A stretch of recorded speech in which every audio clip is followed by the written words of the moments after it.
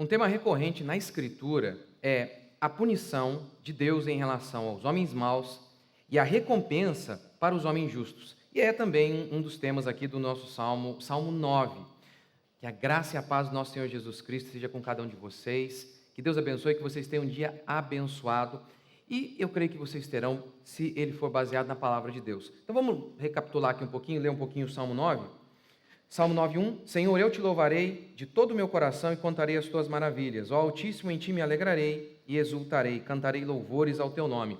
Comece o seu dia assim. Antes de você tomar café, de qualquer coisa, o que eu faço? Eu começo orando a Deus. Comece agradecendo a Deus. Se você está feliz, bendiga o nome do Senhor. Se você está triste, enalteça o nome do Senhor, dizendo Ele é a razão da sua existência. Se você está feliz, comemore. Se você está triste por alguma coisa, clame a Deus, mas ore. Faça como Davi. Comece o seu dia como Davi começou o Salmo, louvando a Deus. Verso 3, quando os meus inimigos se acovardam, eles tropeçam e desaparecem da tua presença, pois tu defendeste o meu direito. Verso 5, repreendeste as nações, destruíste os ímpios, apagaste o nome deles para sempre. E Davi vai falando, ele vai discorrendo, mas basicamente aqui o tema de Davi é este. Davi está dizendo, olha, os homens ímpios eles serão punidos. Entretanto nós, os homens justos, o povo de Deus, nós seremos recompensados. Deus há de nos proteger, Deus há de nos guardar. E aí, vamos ler o verso 15, do Salmo 9. Ele diz assim, as nações se afundaram na cova que abriram, seu pé ficou preso no laço que armaram. Isso aqui, quando você olha para a história, né, a história da igreja, a história do mundo, aquelas nações superpoderosas que todo mundo pensava, essa aqui ninguém vai sobrepujar, ninguém vai derrotar essa nação. São nações poderosas, são nações com um armamento bélico poderoso, com estradas, os romanos, suas famosas estradas, e foram ruindo uma após outra, mostrando que Deus é soberano e a sua igreja é que tem se mantido durante esses 2000 anos aí. O reino de Deus, materializado na igreja, tem se mantido, enquanto que todos os outros reinos deste mundo têm caído dia após dia. E aí, Davi continua. Isso é para que você se lembre. Olha, aquela comunidade, eu já falei isso para vocês aqui em outros salmos, outros devocionais. Quem poderia imaginar, gente, ali, Império Romano, poderoso, cheio de poder, igreja primitiva, 120 irmãos, mais uma meia dúzia ali, sem armas, sem prestígio político, sem nada. Esse povo se mantém. Esse aqui não. O Império Romano cai nos seus próprios laços. É o que Davi está dizendo aqui. Então lembre-se disso. Os homens ímpios, eles vão cair. Dê uma olhada para trás. Nesses 2000 anos de história da igreja. Olhe para trás e vê se isso aqui tem se cumprido ou não. E ele continua. Verso 16. O Senhor é conhecido pela justiça que executa.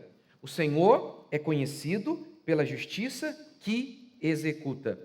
O Senhor é conhecido pela justiça. Eu sei que este não é um tema recorrente hoje, apesar de ser um tema repetido várias vezes na Escritura, eu sei que esse não é um tema recorrente na maioria dos púlpitos do Brasil. Olha o que o texto declara, o Senhor é conhecido pela sua justiça. Hoje, boa parte dos pregadores querem fazer Deus conhecido apenas pelo seu amor. Claro que o amor é uma doutrina bíblica, mas não é esse amor que está na boca de muitos pastores, não é o amor como o amor bíblico, porque o amor bíblico ele nem se separa da justiça de Deus. Mas olha que coisa interessante, o Senhor vai se fazer conhecido por meio da sua justiça, quando ele julgar os homens maus, quando ele punir os homens maus, o seu nome será glorificado. Um grande exemplo disso é Faraó. Paulo em Romanos 9, ele faz uma citação lá do Antigo Testamento, aquele momento em que Moisés se posiciona contra Faraó e trava ali uma batalha, o reino de Deus versus o reino deste mundo. Deus envia Moisés para combater Faraó, para pregar para Faraó. E Deus fala para Moisés, vá até Faraó e ordene que ele liberte o meu povo. Mas Faraó diz o texto que falou não. E por quê? O texto bíblico declara em Romanos, Paulo declara, Êxodo declara, que Deus iria endurecer o coração de Faraó. Como assim? Deus não provendo os recursos para que Faraó se arrependesse? Sim, porque Romanos declara que é a bondade de Deus que nos conduz ao arrependimento. Se Deus não proveu o recurso para que o homem se arrependa, esse homem iria se endurecer mais e mais. E aí ele iria dizer não para Moisés. E justamente por dizer não para Moisés 10 vezes, as 10 pragas foram vistas em todo o Egito. E o texto bíblico então declara que Deus endureceu o coração de Faraó, que Deus levantou Faraó para mostrar em Faraó o poder de Deus. Por meio de Faraó, por meio daquele homem maligno, daquele coração endurecido, que não se arrependia diante de nada. Gente, pense nisso. Pense nisso. Faraó, ele ouvia de Moisés: amanhã vai ter praga de rã. No outro dia tinha praga de rã.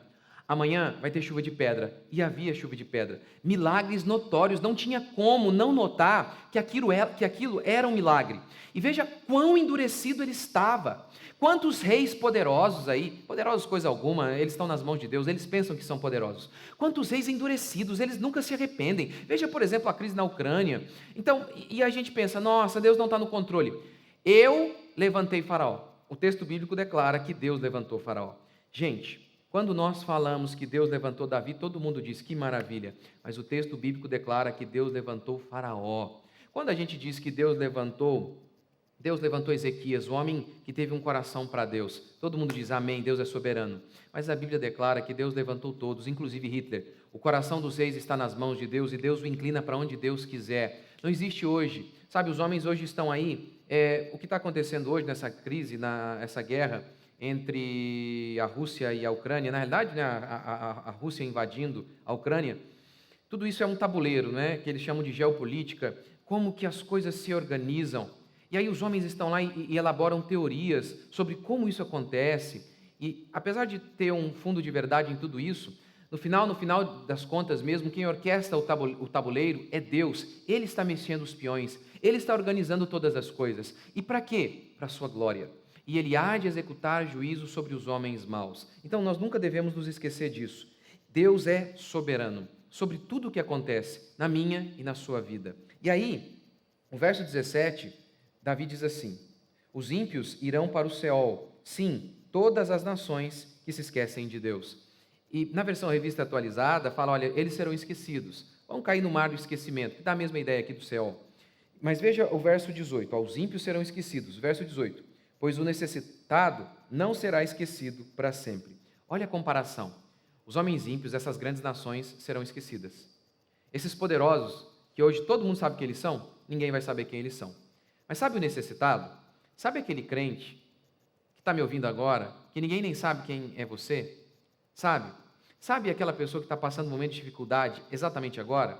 Deus está dizendo: você não vai ser esquecido. Estes homens, que todo mundo sabe quem eles são hoje, eles serão esquecidos. Vocês não.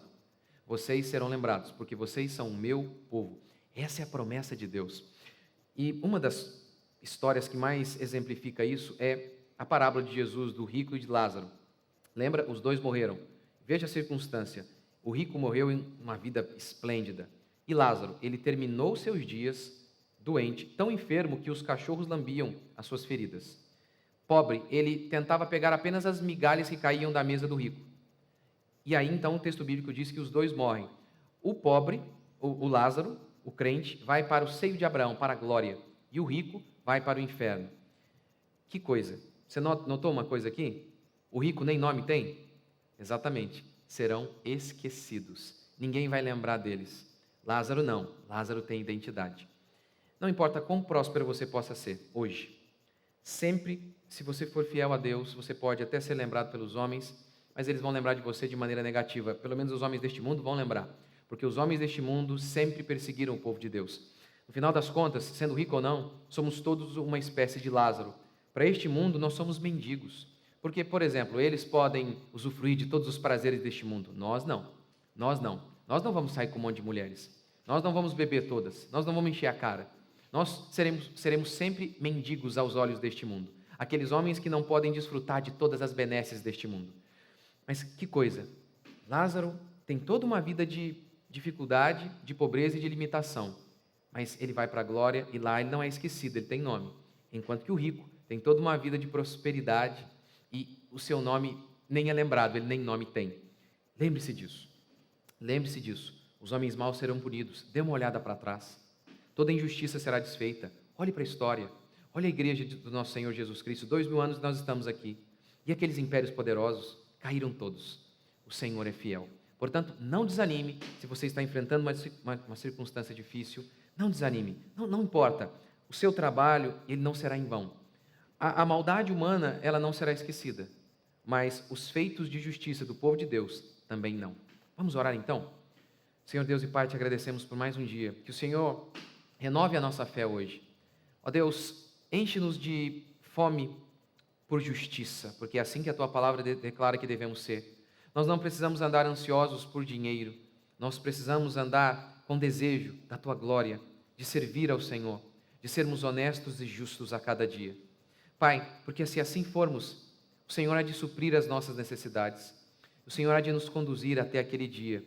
Pai, fortalece a nossa fé, que tenhamos um coração cheio de fé, para valorizar as coisas que realmente importam, as coisas espirituais, o Teu reino, a Tua justiça, o amor. Pai, se vivemos assim, não andaremos ansiosos por coisa alguma. Que a Tua graça, que a Tua paz invada o coração de cada um dos Teus filhos, Pai, que estão me ouvindo agora. Onde eles estiverem, Pai, aqueles que estão na Ucrânia, o Teu povo que está lá na Ucrânia. Deus, protege o Teu povo. Usa, como o Senhor sempre faz, as coisas ruins. Usa as coisas ruins para a Tua glória. Porque sabemos que o Senhor não transforma apenas água em vinho. O Senhor transforma tragédia em algo que glorifica o Teu santo nome. Oramos pelos nossos irmãos e por aquele povo. Oramos, Pai, por todas as pessoas, por Teu povo espalhado em todo o mundo. Que a paz do Senhor invada os nossos corações em mais este dia, em nome de Jesus. Amém, meus queridos? Que Deus abençoe vocês. Eu espero vocês aqui amanhã, se Deus quiser. Tchau.